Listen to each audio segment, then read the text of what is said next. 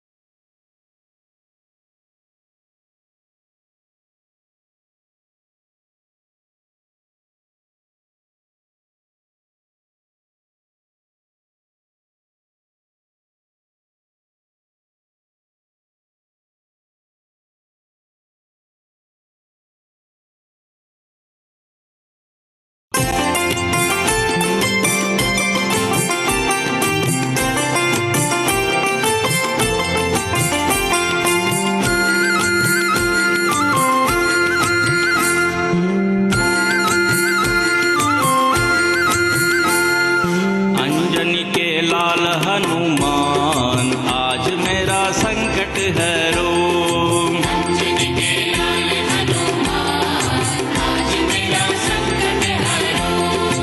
अंजनी के लाल हनुमान आज मेरा संकट हरो।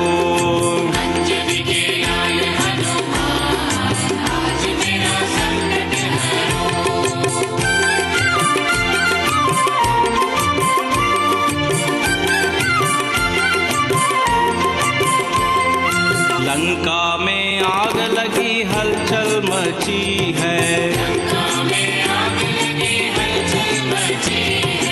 हलचल मची है देखो कुटिया बची है। कुटिया पे लिखा राम नाम आज मेरा संकट हरो।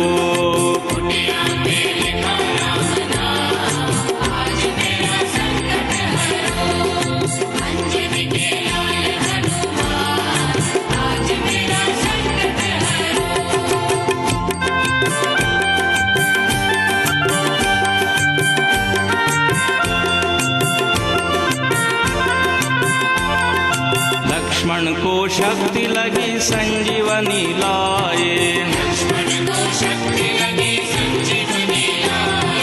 लाए पर्वत उठाए आज मेरा संकट हरो।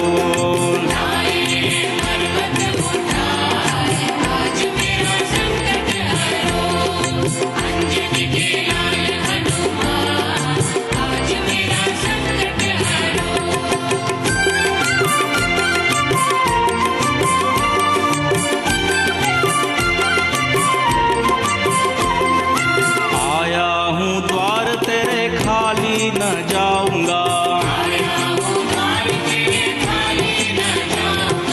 चरणों में दे दूंगा जान आज मेरा संकट हरो।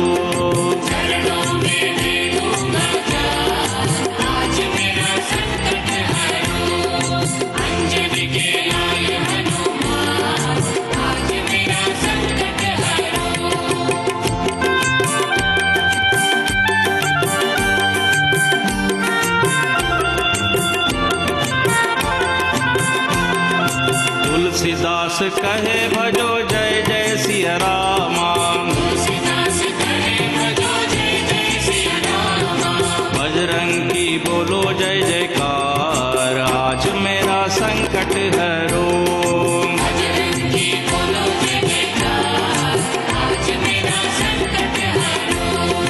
अंजनी के लाल हनुमान आज मेरा संकट हरो।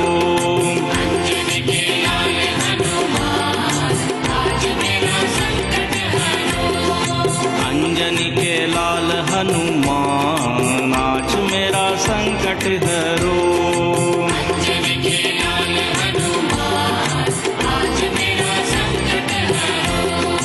अंजनी के लाल हनुमान आज मेरा संकट हरो। अंजनी के लाल हनुमान आज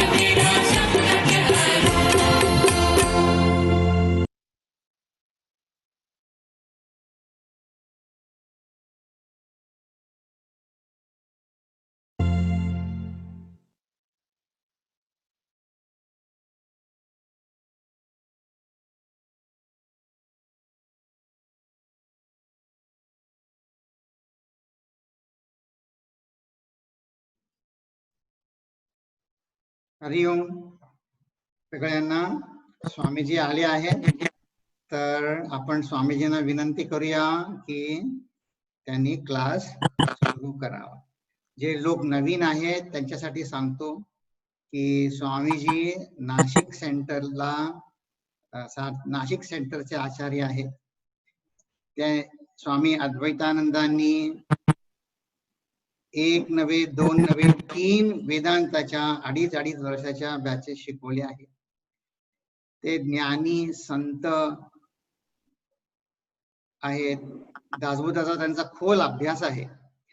या वर्गानंतर आम्ही नाशिक चिन्मय मिशनची वेबसाईट, त्यांचे युट्यूबचे लिंक आणि स्वामीजी इतर जे क्लास भारतात घेत आहेत मराठीतून त्याची सुद्धा आम्ही लिंक पोस्ट करणार आहोत. तर आता मी स्वामीजींना हँड ओव्हर करतो हा क्लास की त्यांनी करा. हरिओम स्वामीजी. हरिओम. हरिओम. आवाज येतोय? येतोय. हरिओम स्वामी. ओम श्री गणेशाय नमः. ओम श्री सरस्वत्यै नमः. ओम श्री गुरुभ्यो नमः. सदाशिवसमारंभां शंकराचार्यमध्यमाम् अस्मदाचार्यपर्यन्तां वन्दे गुरुपरम्पराम्. श्रुतिस्मृतिपुराणानाम् आलयं करुणालयम्. नमामि भगवत्पादं शङ्करं लोकशङ्करं. शङ्करं शङ्कराचार्यं केशवं बादरायणं. सूत्रभाष्यकृतौ वन्दे भगवन्तौ पुनः पुनः. समस्तजनकल्याणे निरतं करुणामयं. नमामि चिन्मयं देवं सद्गुरुं ब्रह्मविद्वरम्. हरि ओम. जय जय रघुवीर समर्थ. मागच्या महिन्यात आपण भेटलो होतो. पहिल्या दशकाचा सार आपण बघितला होता आणि यावेळेस आपण दुसऱ्या दशकाचा थोडक्यात सार बघणार आहोत. आणखीन 2-3 काही ओव्या आहे, त्याचा अर्थ लोकांना समजायचा आहे, तो सुद्धा आपण पाहू. दुसऱ्या दशकाचा जो विषय आहे त्याचं जे टायटल आहे मूर्ख लक्षण. लोकांना खुदामधील हा जो दशक किंवा इतर समाज त्याबद्दल बहुतेक त्यांना माहित नाही, पण ते म्हणतात दासबोध म्हणजे काय, ज्याच्यामध्ये मूर्खांचे लक्षण सांगितले. फार प्रसिद्ध आहे असा हा दशक आहे आणि या दशकामध्ये 10 समास आहे. प्रत्येक दशकामध्ये 10 आहे. आता या दशकाचा जर आपण म्हणजे विषय वस्तू जर बघितली की काय विषय आहे तर आपल्याला कळेल यामध्ये व्यावहारिक ज्ञान भरपूर दिलेलं आहे. ज्ञान 2 प्रकारचं, एक पारमार्थिक नॉलेज अबाउट ऍब्सोल्यूट रियालिटी, त्याला म्हणतो आपण पारमार्थिक ज्ञान. म्हणजे ब्रह्मतत्व काय, आत्मा काय आहे, चैतन्य काय आहे, जगाचं सत्य काय आहे, त्याला म्हणतात पराविद्या.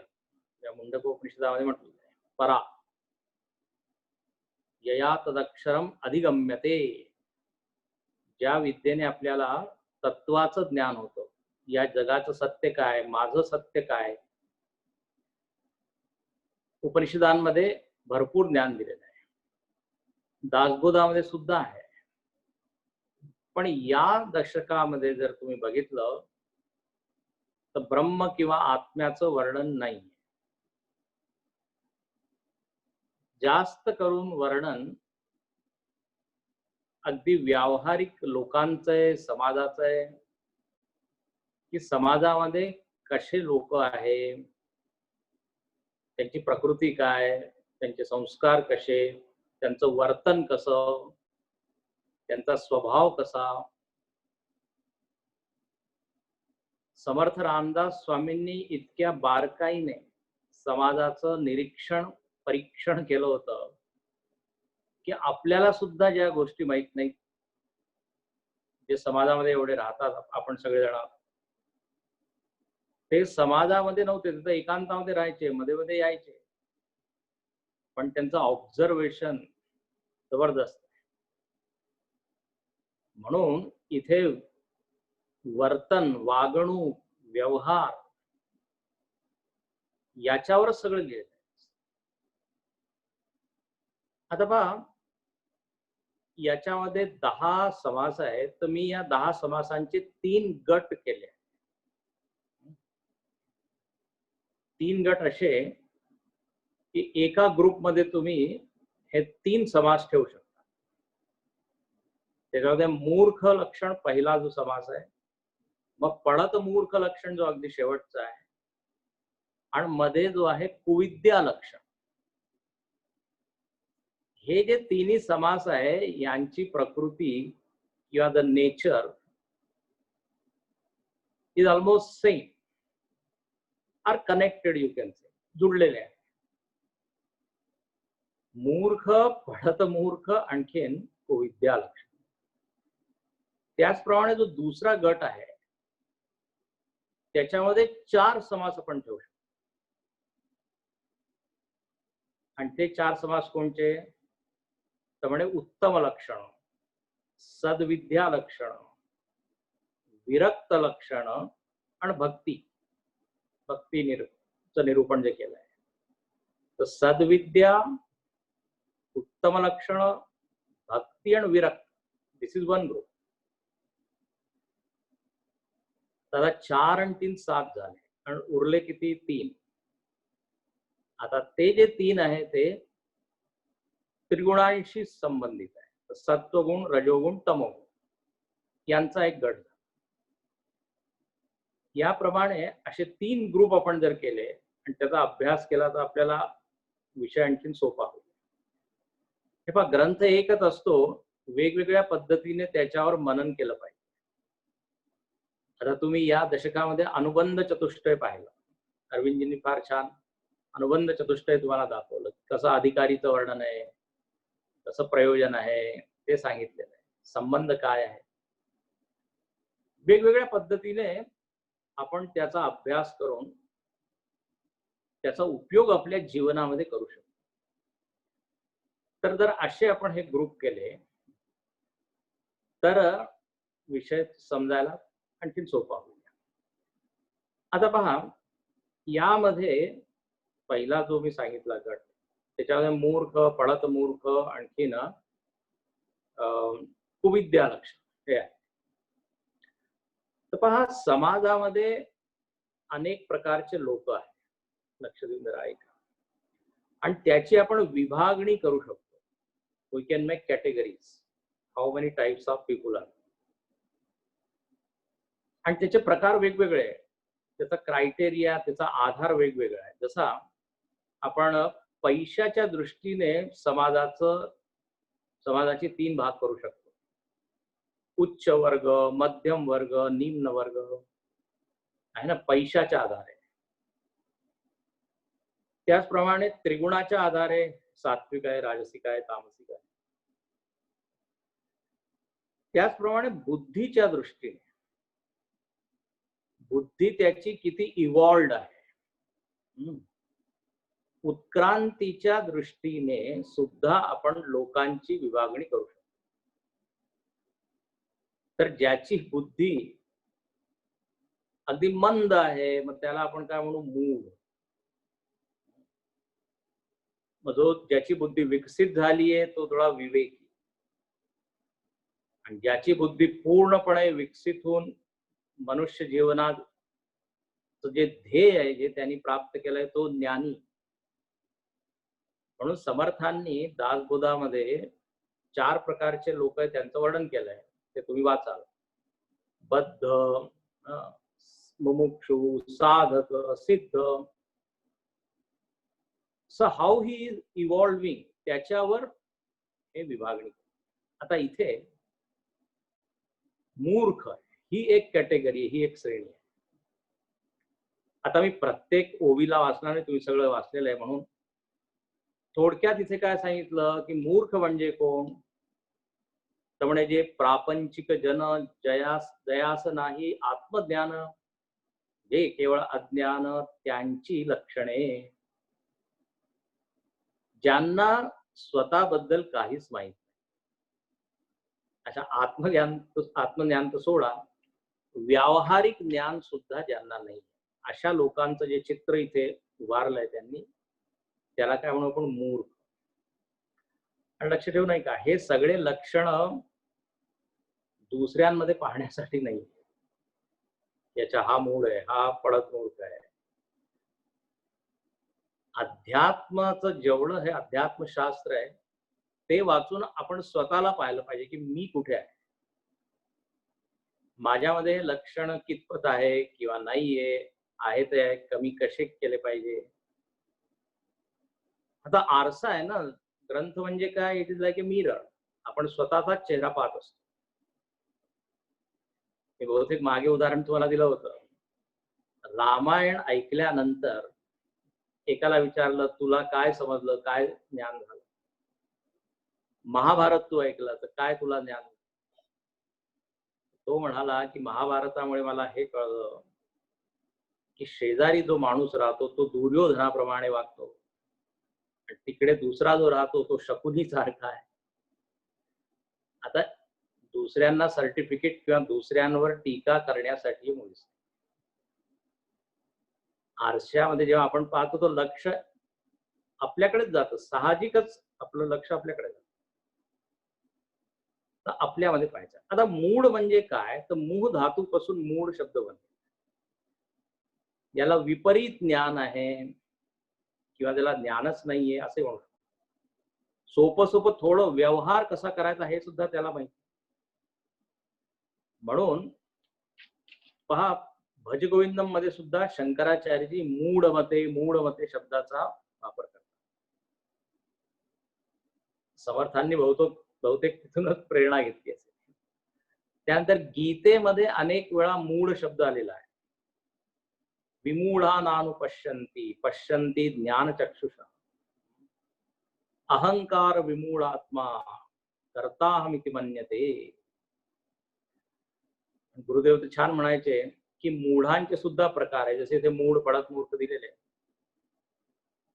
संस्कृत मध्ये शब्द आहे मूढ, प्रमूढ, सम्मूढ, विमूढ. सो टाइप्स ऑफ फूल्स. किती प्रकारची मूर्खता असू शकते. गुरुदेव म्हणायचे की विमूढ म्हणजे काय, विशेष मूढ, ज्यांनी मूढतेमध्ये डॉक्टरेट केलेली आहे. तर अज्ञानाचे वेगवेगळे प्रकार. तर इथे मूढ म्हणजे अगदी ज्याला व्यावहारिकच माहित नाही, कसं चालावं, कसं बोलावं, कसं करावं. अच्छा, पढत मूर्ख म्हणजे काय, पढत मूर्ख म्हणजे ज्याला माहित आहे पण तो त्याप्रमाणे वर्तन करत नाही.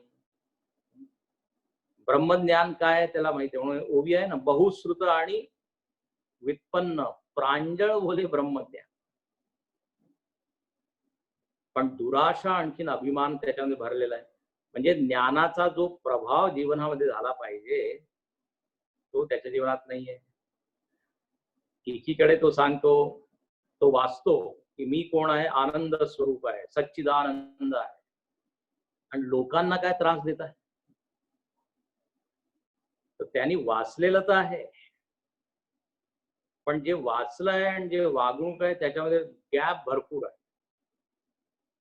शास्त्रांमध्ये ऍक्च्युअल लाईफ मध्ये बिग गॅप. त्यामुळे पडत मूर्ख. बुद्धीने जाणतो पण आचरणाने तसा वागत नाही. पडत मूर्खाचे लक्षण तुम्ही वाचले. आता पहा, एक तर सामान्य मूळ म्हणजे मी सांगितलं व्यवहाराबद्दल त्याला माहिती. एक मूर्खता असते आध्यात्मिक दृष्टीने मूर्ख. लक्षात येईल का. आणि आध्यात्मिक दृष्टीने जर आपण बघितलं तर बहुतेक आपण सगळेजणच आध्यात्मिक दृष्टीने मूळ म्हणजे उपनिषदामध्ये वर्णन केलेलं आहे की जो आत्माला पूर्णपणे विसरून जातो, आत्माकडे पाहतच नाही, आत्मज्ञानामध्ये त्याची काही आवडच नाही, तर म्हणे तो किती त्याच्याकडे डिग्री असो, PhD असो किंवा किती तो शिकलेला असेल, पण तो आध्यात्मिक दृष्टीने एकदम खालच्या पातळीवर आहे. अविद्यायामंतरे वर्तमाना स्वयं धीरा पंडितम मन्यमाना. बाला हा गीतेमध्ये म्हटलेला आहे की ते बाल आहे. मोठा शिकलेला तो असेल पण स्वरूपाचं ज्ञान नाही, परमार्थाचं ज्ञान नाही. तर आध्यात्मिक दृष्टीने ही मूर्त आहे. आता इथे पहा, हे डूज अँड डोंट आहे खरं म्हणजे. मूर्ख लक्षण, पडत मूर्ख लक्षण, कुविद्या लक्षण, याच्यामधून आपल्याला काय घ्यायचं आहे? मला त्याग करायचा आहे. I have to give up. हे जे लक्षण आहे हे सोडायचे आहे. तुम्ही ऐकलं असेल, एक असतं विधी आणि एक आहे निषेध. तर निषेधासाठी हे सगळे लक्षण समर्थांनी आपल्याला सांगितले, त्यागार्थ सांगितले. म्हणून ते म्हणतात ना शेवटी, लक्षणे अपार असती परी काही एक येथावती, त्यागार्थ बोलिले श्रोती क्षमा केली पाहिजे. तेव्हा किती विनम्र आहे. ते म्हणतात मी सगळे लक्षण सांगितले कोणाची थट्टा करण्यासाठी नाही, कोणावर टीका करण्यासाठी नाही, त्याग करण्यासाठी. आपण आपले पाहावं म्हणजे पाहिलं पाहिजे, बघितलं पाहिजे, आणि जर असेल तर मग सोडा. आपण आरसा कशासाठी पाहतो? जर चेहऱ्यावर काही घाण असेल, माती असेल, ती आपल्याला दिसते आणि मग लगेच आपण काढू शकतो. आरसा जो आहे तो आपली थट्टा करत नाही, निंदा करत नाही, सत्य काय ते सांगतो. आता तुम्हाला करायचं असेल तर करा, नाही तर तसेच राहा. तर त्याप्रमाणे समर्थ इथे सांगतात. हे सगळं मी वर्णन केलेलं आहे. आता पहा,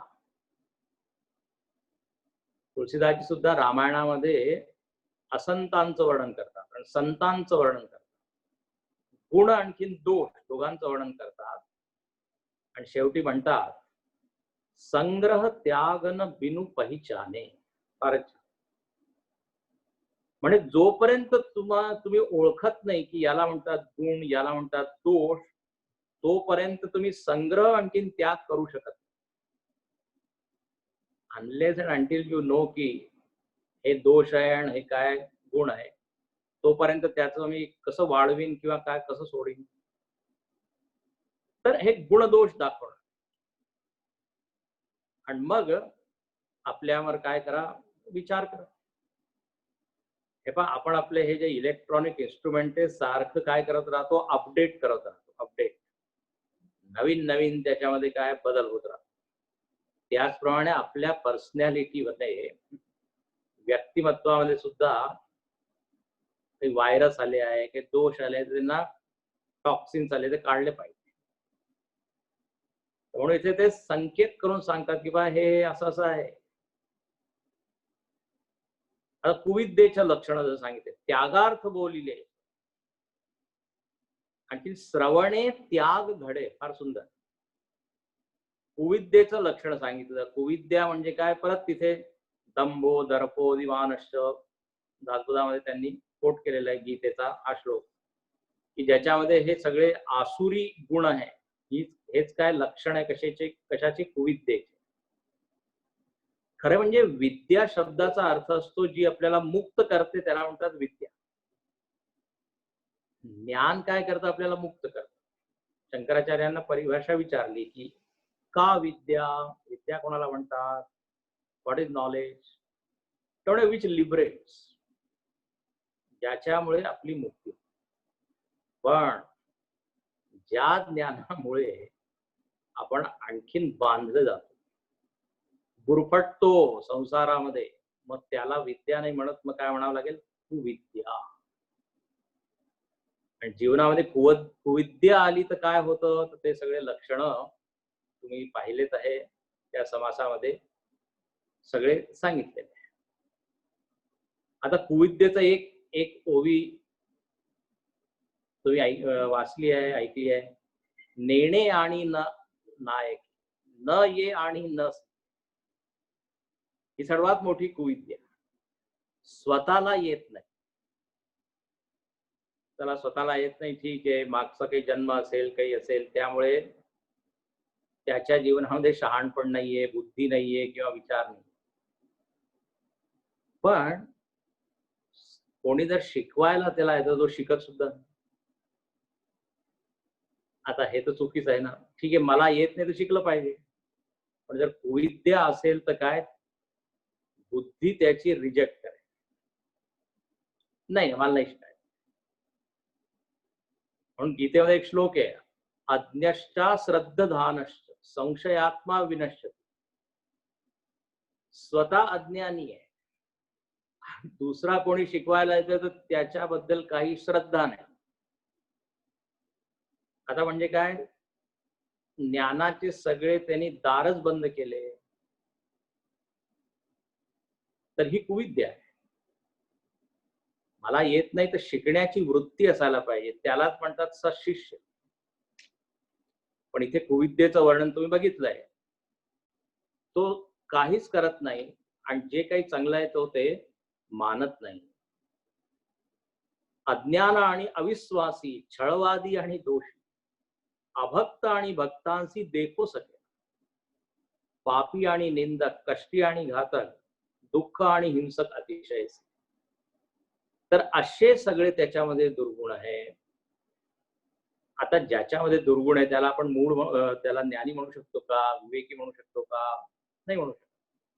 म्हणून मी सांगितलं की कुविद्या, मूर्ख लक्षण आणि पडत मूर्ख लक्षण, या तिन्ही समासांची आपसात फार छान मैत्री आहे. एक दुसऱ्याची काय जुळलेली आहे. कुविद्येमध्ये एक आणखीन ओवी फार छान आहे. ती म्हणजे अशी की तो या तत्वज्ञानासाठी किंवा अध्यात्मासाठी त्याच्याकडे काही वेळ नाही, वेळ देत नाही. समयो नेणे, प्रसंग नेणे, प्रयत्न नेणे, अभ्यास नेणे, आर्जव नेणे, मैत्री नेणे, काहीच नेणे अभागी. तो असा अभागी आहे की प्रयत्न करत नाही, वेळ देत नाही, लोकांशी मैत्री करत नाही. जे चांगले लोक आहे, सत्संग वगैरे त्यांनी केला पाहिजे पण करत नाही. तर यालाच म्हणू आपण अविद्या. कुविद्या म्हणजे एक प्रकारची काय, अविद्या. तर आता समाजामध्ये असे लोक आहे आणि आता आपल्याला पाहायला पाहिजे की आपल्यामध्ये जे दोष आहेत ते इथे आहे का. एक असते ना यार्डस्टिक असते, यार्डस्टिक, त्याने आपण काय मोजतो.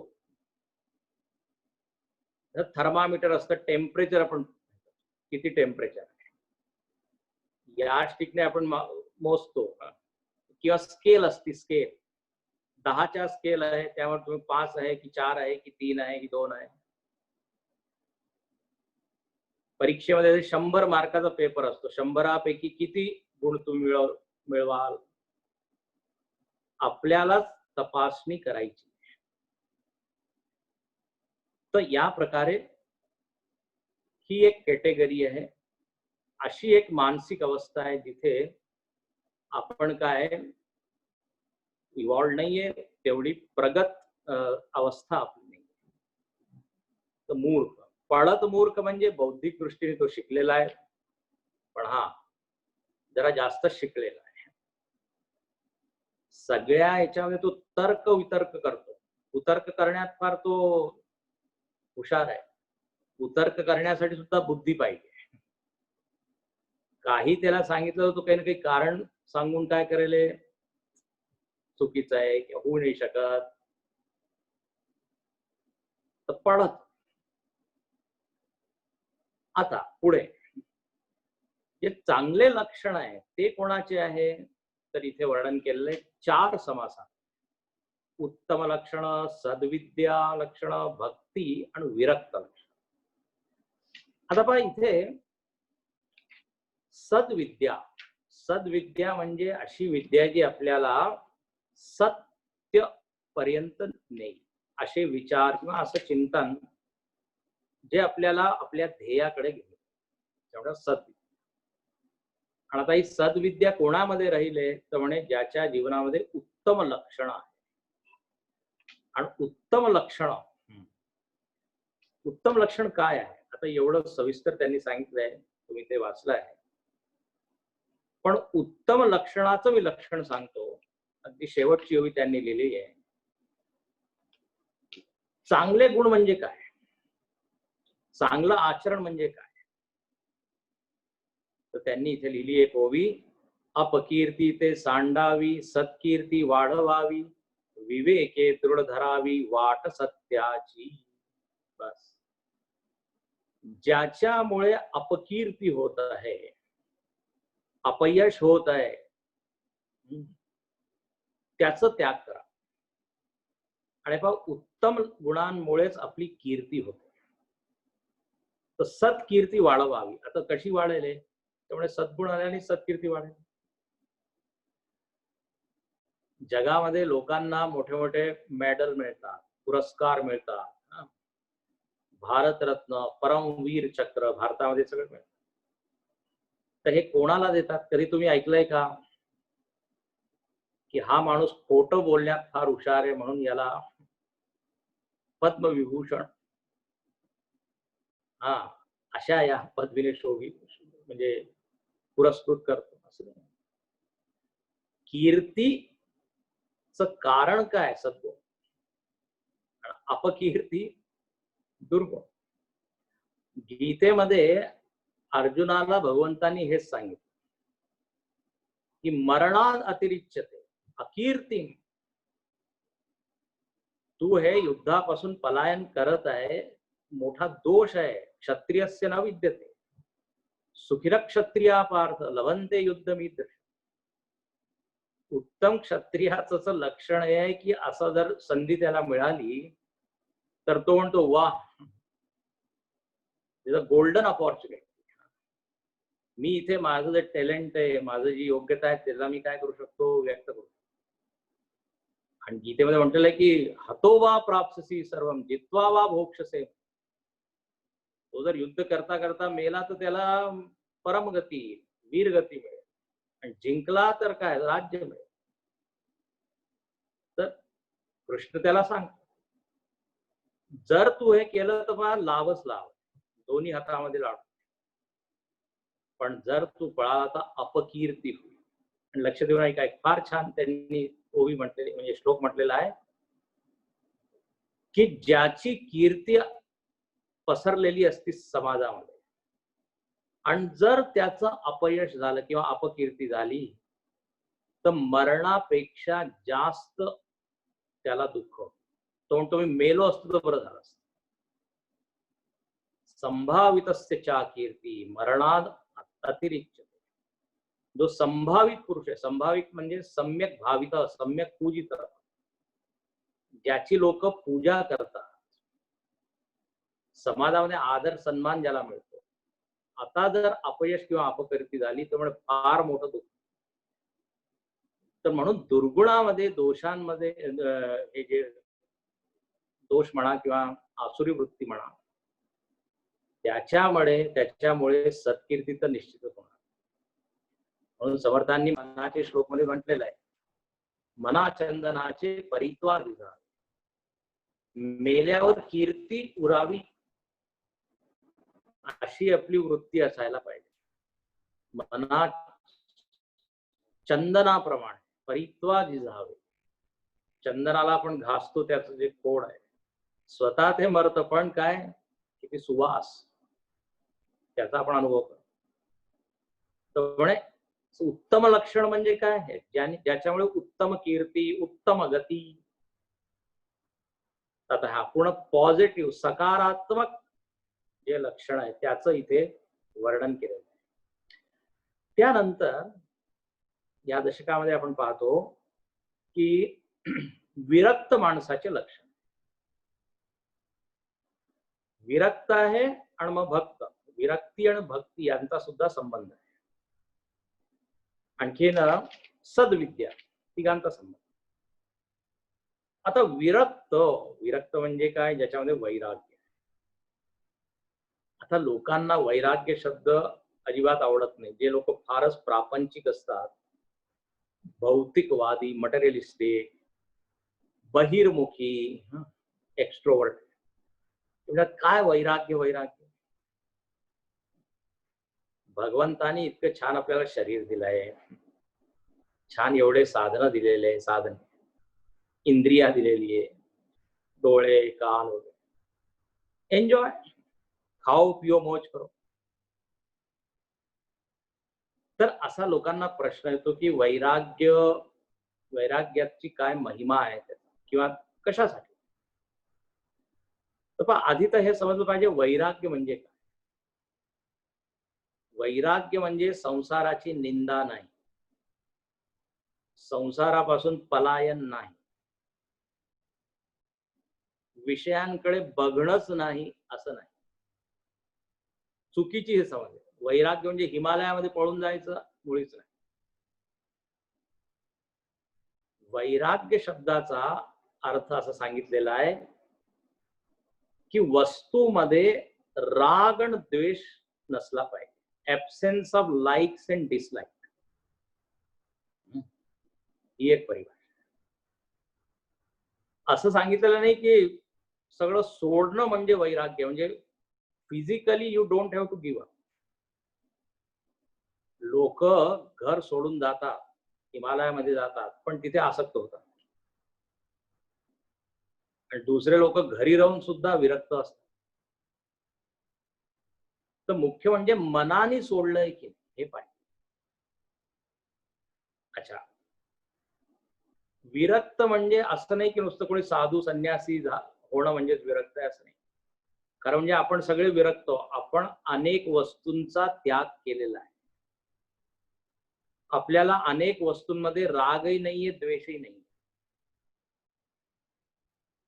आणि लक्षात ठेवा, समाजामध्ये किंवा व्यवहारामध्ये, आपल्या रोजच्या जीवनामध्ये सुद्धा आपल्याला जर काही उपलब्धी प्राप्त करायची असेल तर वैराग्य पाहिजे. त्याच्याशिवाय काहीच उपलब्धी होत नाही.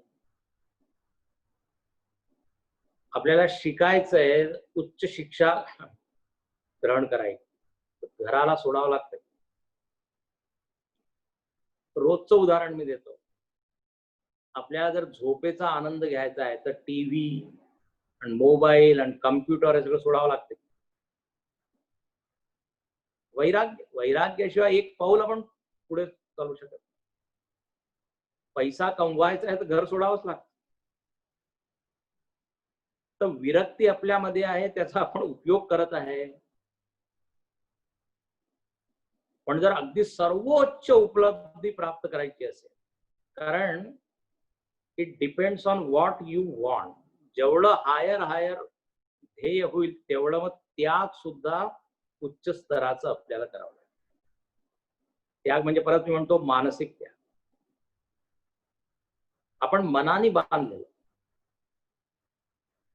एक फार छान किस्सा आहे. एक बाबा फरीद होते. बाबा फरीद असे कबीर होते, त्याप्रमाणे ते आपल्या शिष्यांबरोबर एकदा जात होते आणि त्यांनी पाहिलं की एक गुराखी जो आहे, गाय चरवणारा, तो काही गायींना असं दोरीने बांधून घेऊन जात आहे.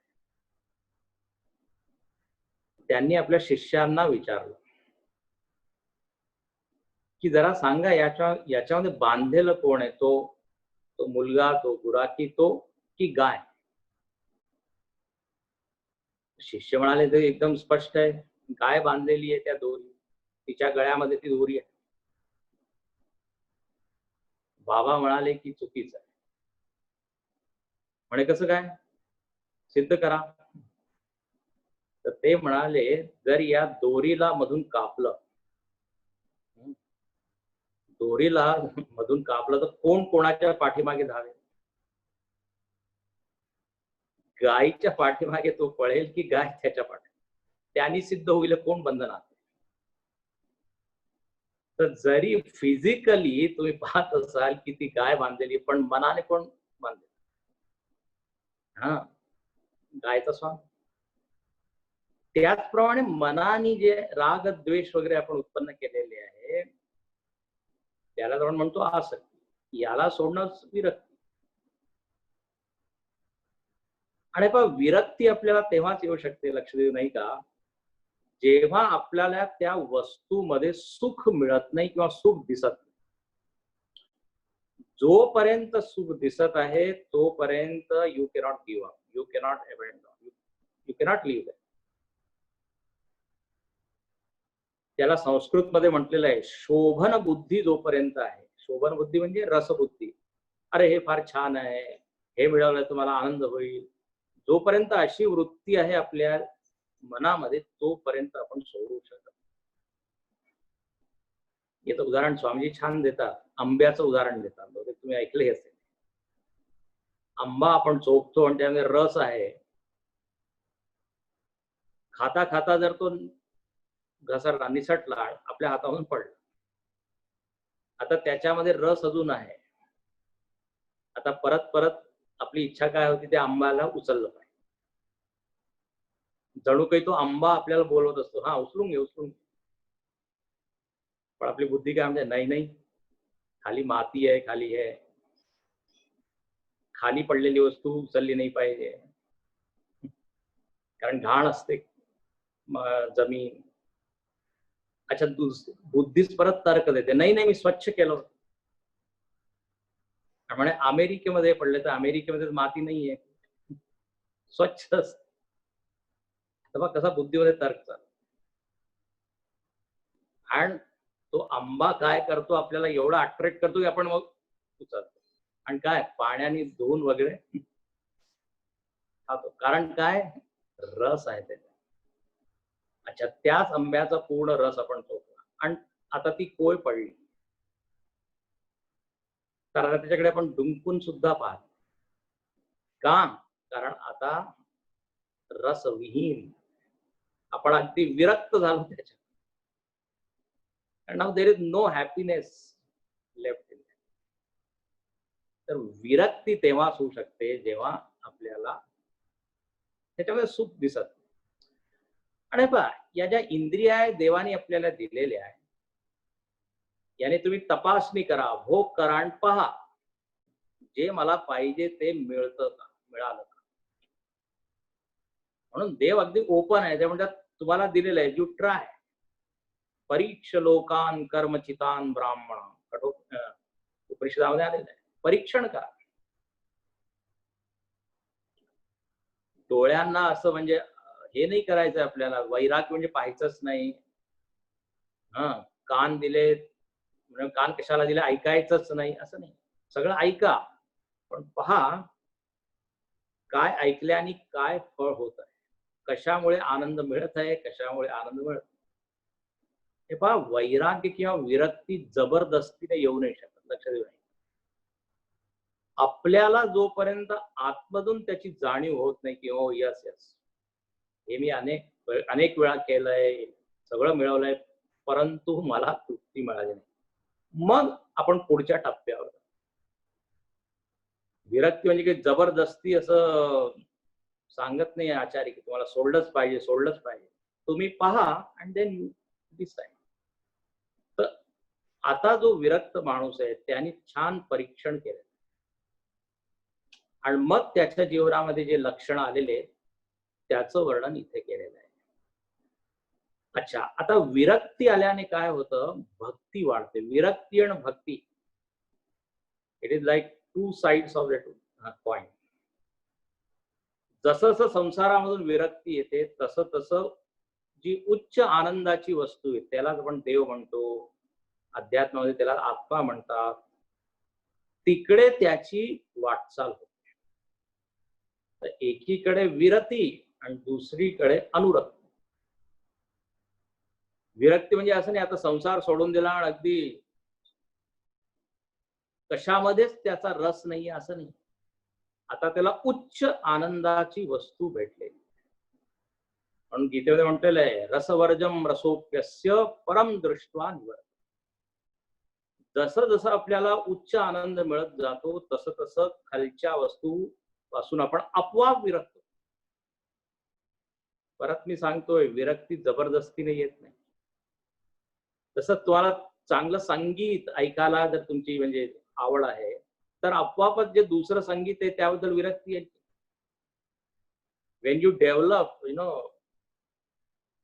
काय म्हणतात गोडी कशासाठी, चांगल्या पुस्तकांसाठी, तर आपोआप जे रेल्वे स्टेशनवर जे पुस्तकं मिळतात भारतामध्ये ते तुम्ही वाचणार नाही. म्हणजे हे अगदीच लोअर. तर याचा अर्थ काय, विरक्ती म्हणजे निंदा नाही कशाची, विरक्ती म्हणजे खरं म्हणजे उत्क्रांती. भर्तृहरीने फार छान श्लोक लिहिलाय, त्याच्यामध्ये म्हणतात वैराग्य मेवा भयम. जेवढं तुमच्या जीवनात वैराग्य येईल तेवढे तुम्ही निर्भय व्हा. You will become more fear.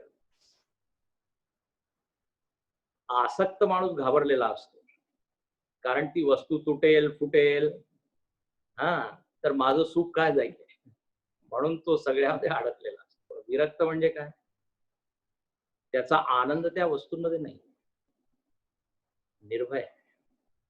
याप्रमाणे इथे विरक्त माणसाचे लक्षण आहे. विरक्त आणि भक्त दोन्ही जवळजवळ एकच. आपल्याला भगवंताशी प्रेम करायचंय, थोडं संसारापासून विरक्त व्हावं लागेल. सोपं उदाहरण आहे, आपल्याला जर अर्धा तास भगवंताची पूजा करायची, त्या अर्धा तासामध्ये सगळं आपल्याला बाजूला ठेवावं लागेल. मोबाईल आहे, इतर जे काम आहे, दोन्ही नावेवर पाय आपण ठेवू नाही शकत. म्हणून विरक्ती आणि भक्ती हे दोन्ही बरोबर आहे, पण विरक्ती आणि आसक्ती हे बरोबर.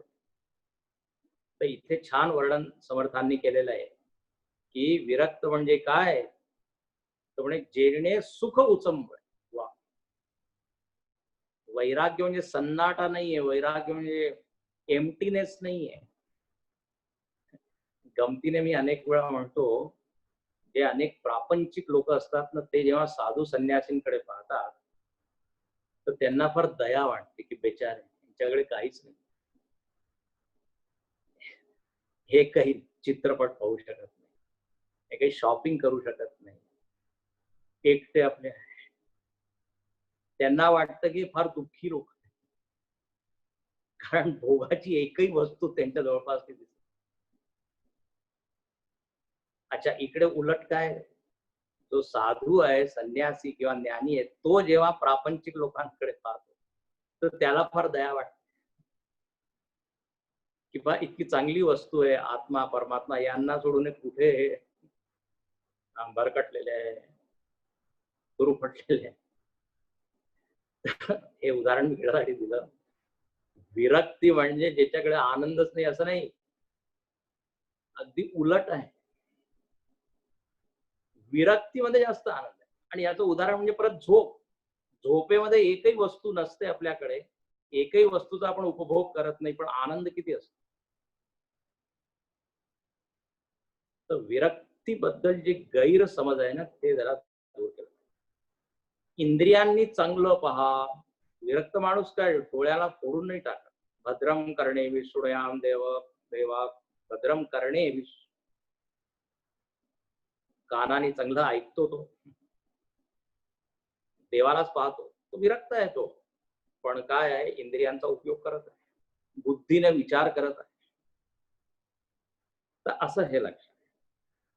आणखी आता शेवटचा मी मुद्दा 5 मिनिटात सांगून मग पूर्ण करतो, आणि त्या 2 ओव्या त्याचा अर्थ.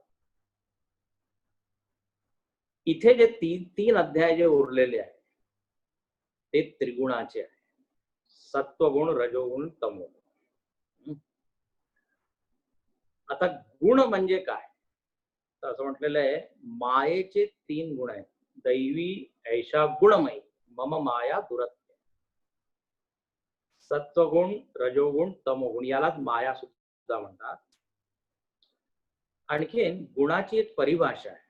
म्हणजे गुण म्हणजे काय, तर म्हणजे नित्य परतंत्र. लक्ष देऊ नाही का, जे स्वतंत्र नाहीये, जे कोणावर आधारित आहे, आश्रित आहे. आता तुम्ही जेव्हा अध्यात्माचे आणखी शास्त्र वाचाल वेदांताचे, तेव्हा त्याच्यामध्ये येईल की त्रिगुण जे आहे ते ब्रह्मावर आश्रित आहे, ब्रह्मतत्वावर किंवा देवावर आश्रित आहे. देवाचे 3 गुण आहे असं समजा. माया शक्ती कोणाची आहे? तर म्हणजे देवाची. ही माया शक्ती स्वतंत्र नाहीये. शक्ती कधी स्वतंत्र नसते. पॉवर और energy it always belong to somebody. शक्ती स्वतंत्र कशी असते? होऊ नाही शकत.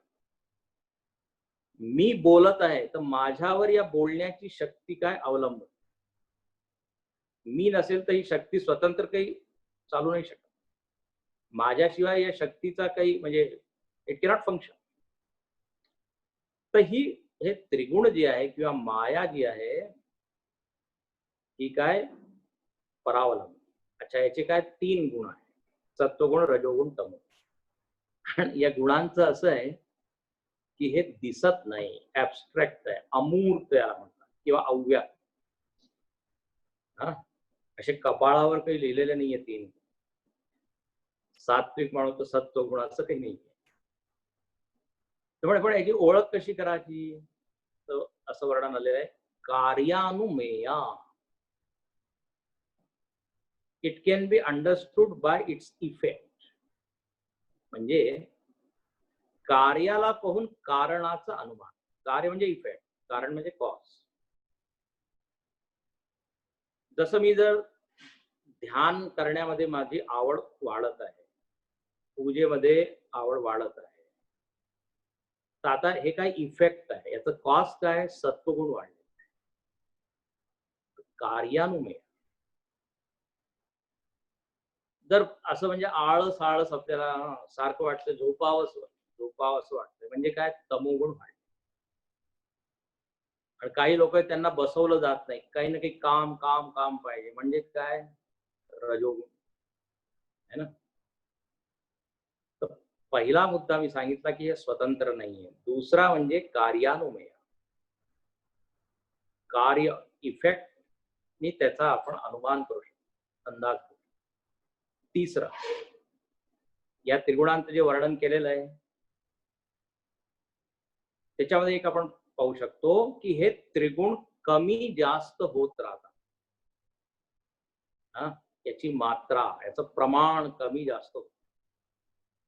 कधी कधी आपल्याला वाटतं आज फक्त शांत बसलं पाहिजे, थोडं वाचन केलं पाहिजे.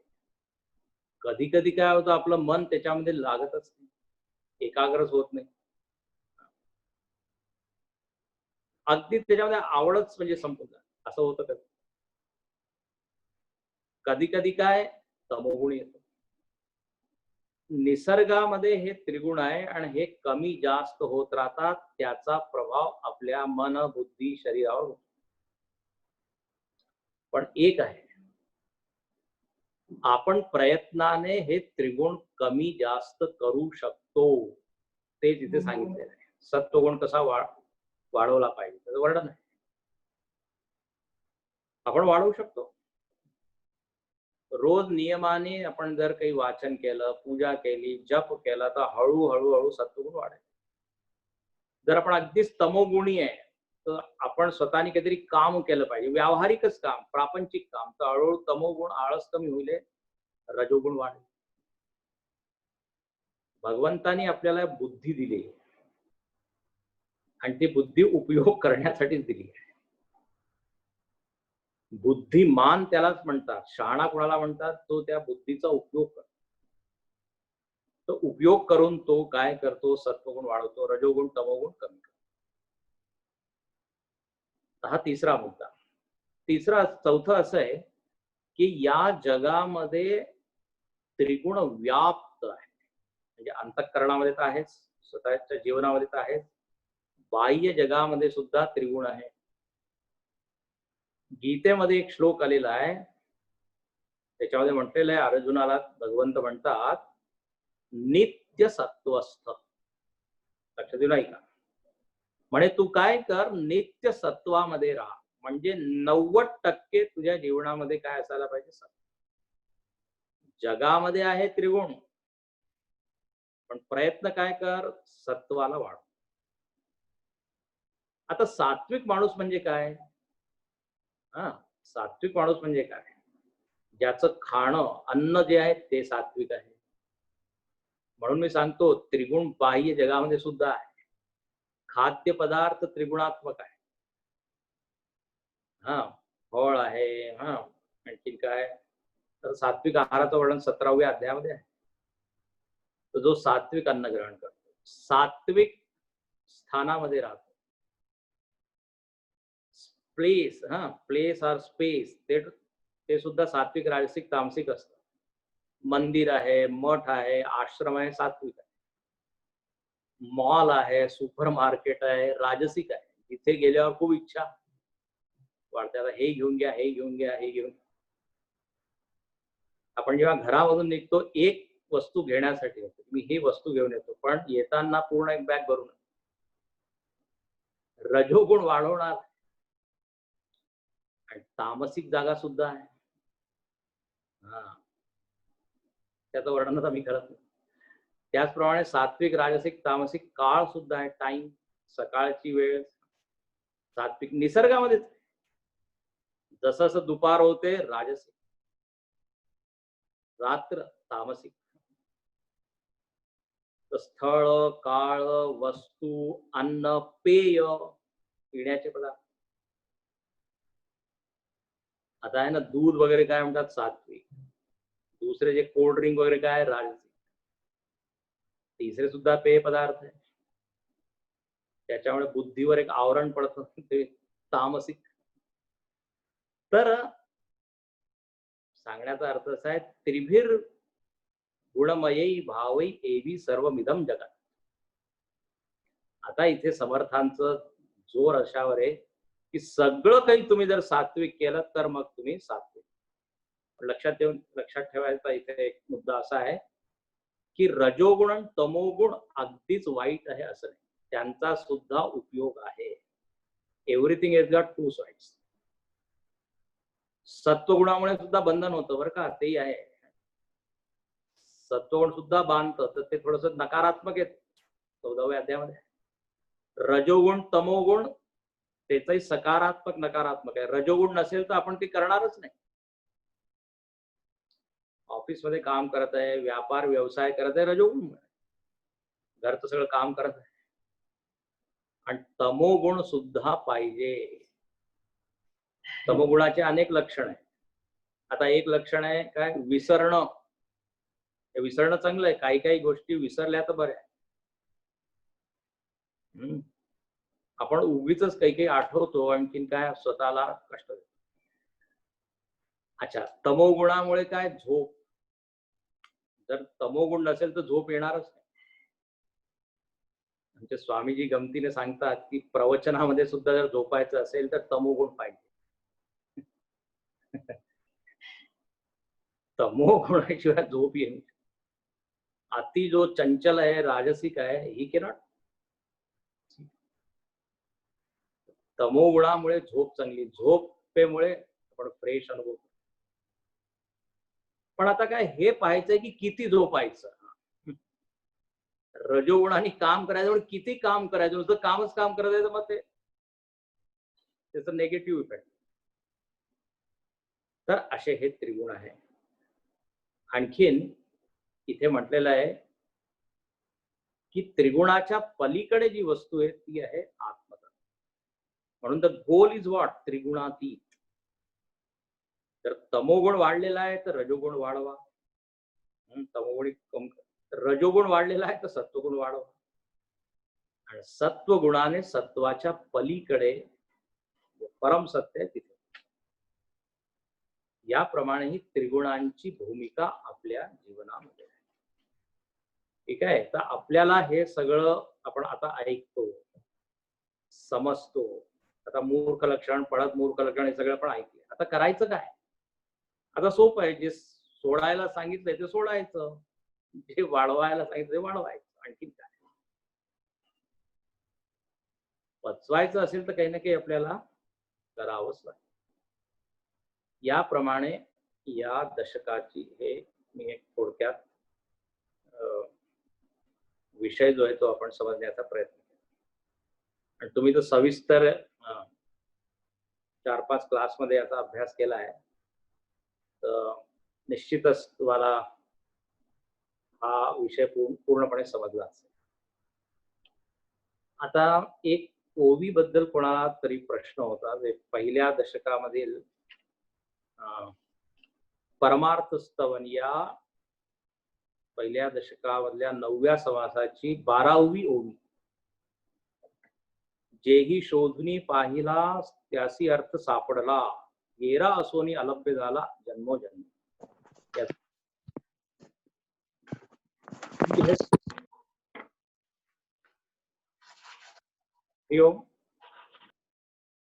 मला असं त्यांनी सांगितलं की याचा अर्थ थोडा सांग. याच्यामध्ये असं लिहिलेलं आहे की पहा, भगवंत सगळ्यांच्या हृदयामध्ये आहे, पण ज्यांनी शोधनच त्याचं केलं नाही, शोधलं नाही, त्याला अलभ्य, त्याला मिळालेलं नाही. म्हणून कबीरदासांनी एक दोहा लिहिला आहे, जिन खोजा तिन पाईया गहरे पाणी पैठ. जसे मोती आहे ते त्या पाण्यामध्ये आहे, कोणाला ते मिळतील मोती, कोणाला तो मोती मिळेल जो आतमध्ये उडी मारेल आणि त्याच्यामध्ये शिरेल. त्याचप्रमाणे इथे म्हटलेलं आहे की शोधुनी पाहिला त्यासी अर्थ सापडला. ज्यांनी आत्मविचार केला, अंतर्मुखी होऊन बघितलं की मी कोण आहे, मी फक्त शरीर आहे की मी वृत्ती आहे की प्राण आहे की कोण आहे, जोपर्यंत त्यांनी आतमध्ये उडी घेतली नाही तोपर्यंत अर्थ मिळाला नाही. तर इथे हाच अर्थ लिहिलेला आहे की अंतर्मुखी होऊन शोध घेतला पाहिजे. आपण पुढच्या वर्गामध्ये बहुतेक आणखीन याची चर्चा करू.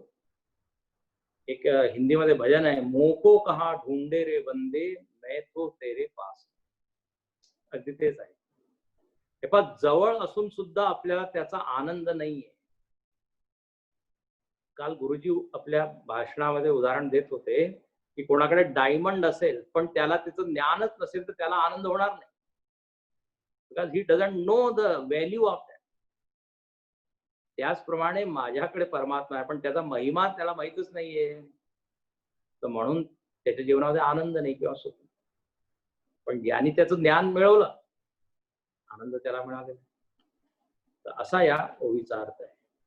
आणि शेवटच्या या 2 ओव्यांमध्ये 26वी आणि 27वी ओवी, असो भगवत प्राप्ती विण करी संसाराचा सीण, त्या मूर्खाचे मुखावलोकन करूच नये, भल्याने परमार्थी भरावे शरीर सार्थक करावे, पूर्वजास उद्धारावे हरिभक्ती करू. याचा अर्थ कोणाला तरी समजायचा आहे. इथे समर्थ जरा कठोर शब्दाने म्हणत आहे की जो भक्ती करत नाही, ज्ञान नाही, विरक्ती नाही, काहीच त्याच्यामध्ये काही चांगले गुणच नाही, म्हणे अशा या मूळाचं मुखावलन करू नका, कारण त्याच्यामुळे तुमचाही मूड जाईल, तुमच्यामध्ये सुद्धा ते दोष येतील. आणि इथे म्हणतात की हे शरीर जे आपल्याला दिलेलं आहे फक्त खाण्यापिण्यासाठी नाहीये, हे तर पशु सुद्धा करतो. असं म्हटलेलं आहे भागवतामध्ये, शास्त्रांमध्ये, की जो फक्त खातो पितो झोपतो पशुवत, तो आहे कोण? पशु. त्याला म्हणतात पशुबुद्धी. पश्यती इथे पशु. तर म्हणे या शरीराचं थोडं काही उच्च ध्येय सुद्धा आहे. ठीक आहे, भौतिक वस्तू आपल्याला मिळवायलाच पाहिजे, त्याच्याशिवाय आपलं जीवन चालणार नाही, पण त्याचं वरचं सुद्धा जे काय तत्वज्ञान वगैरे आहे ते मिळवलं पाहिजे. इथे असं म्हणतात की जो काही सार्थक करत नाही, म्हणजे the purpose for which this body has been given, त्याच्यासाठी तो प्रयत्न करत नाही, मग तो मूढच आहे. आणि पण इथे लिहिलंय की तो स्वतःचाच उद्धार करत नाही, पूर्वजांचा सुद्धा उद्धार करतो.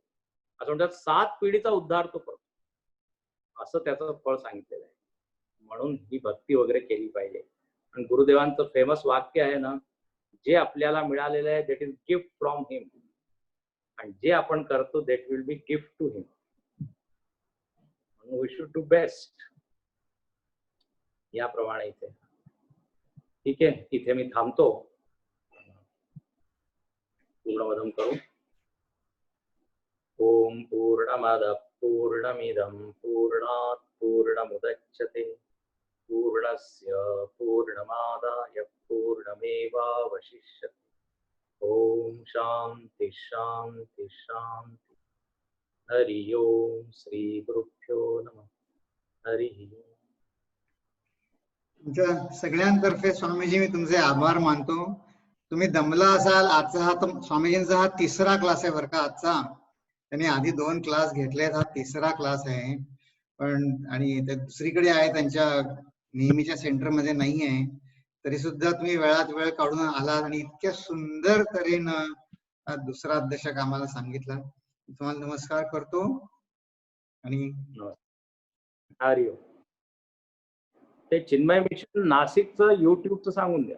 हा, तर मी म्हणलं तसं तुम्हाला नाशिकच्या युट्यूब वरती, नाशिक चॅनल वरती याची लिंक आम्ही तुम्हाला पाठवतो तुमच्या व्हॉट्सअप ग्रुपला. तसं स्वामीजी जे इतर वर्ग घेत आहेत ते सुद्धा जर तुम्हाला अटेंड करायचे असतील तर त्याची सुद्धा आम्ही माहिती मी व्हॉट्सअपनी पाठवतो. हरि